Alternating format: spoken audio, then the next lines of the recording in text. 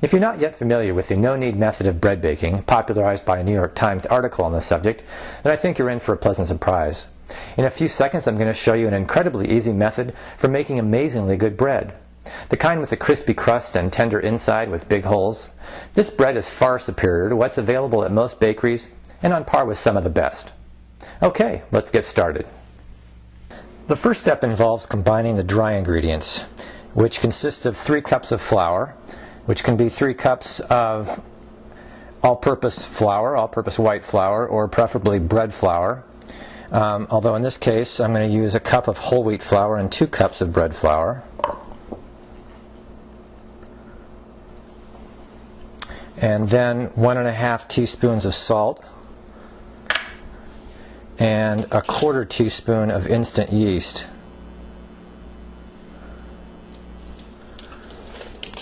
And then mix that up.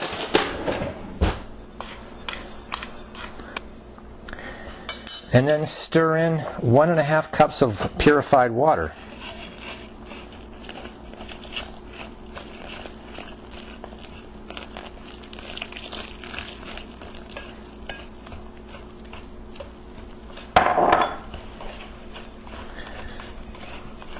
And what you'll end up with is an extremely wet blob of dough.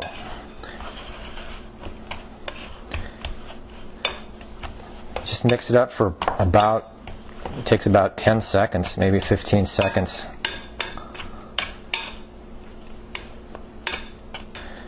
And then cover with plastic, or I'm going to put it in a plastic bag,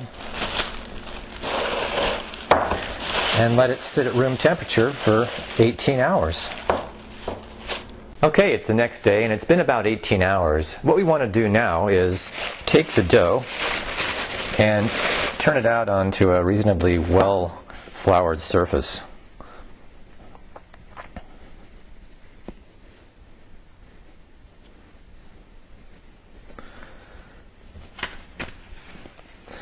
So that you can see the dough has risen quite nicely and it's all wet and bubbly. And I'm just going to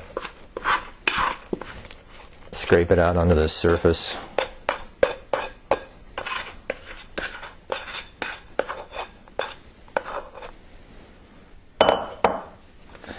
And then dust the top with some flour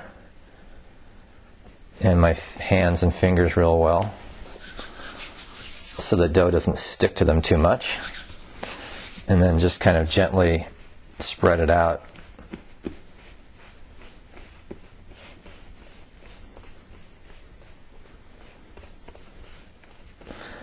Once that's done, all I'm going to do is fold it in thirds like this, and then in half on itself. And then just cover it with plastic loosely and let it rest for 15 minutes. Now that the dough is rested for 15 minutes, what I'm going to do is place it on a well-floured towel or in a proofing basket for its final rise or proofing period. And for flour, what I actually use is either cornmeal, or what works really well is this wheat bran, so that the dough doesn't stick to the towel. What I'm going to use is a proofing basket that's already sprinkled with the wheat bran. So what I'm going to do is dust my hands well again, and a little bit more on the dough, because what I'm going to do is pick it up, and it's still going to be wet and sticky, and invert it so the seam side is down, and quickly and gently shape it into something resembling a ball. This whole process doesn't take more than about 10 seconds, and then drop it in the proofing basket. And now all I want to do is cover it with a cloth towel this time and let it rise for somewhere between about typically an hour and a half and 2 hours. Now it's been about 1½ hours and the dough has risen nicely and it's ready to bake. To get the full benefits of the no-knead method, the bread has to bake in either a clay baker, like this La Cloche clay baker, or a cast iron Dutch oven, preheated to 500 degrees. Now I'm going to take the preheated La Cloche out of the oven and gently invert the proofing basket into the base of the La Cloche.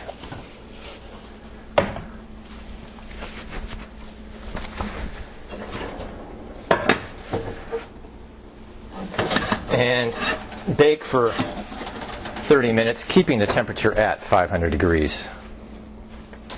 After 30 minutes, remove the lid and reduce the temperature to 450 for an additional 15 minutes. So a total of 45 minutes bake time. Okay, it's been 45 minutes. The bread should be done baking now.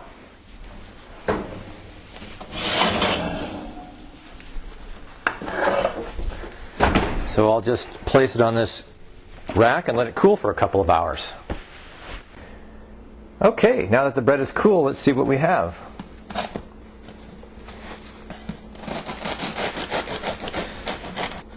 The crust seems crispy enough.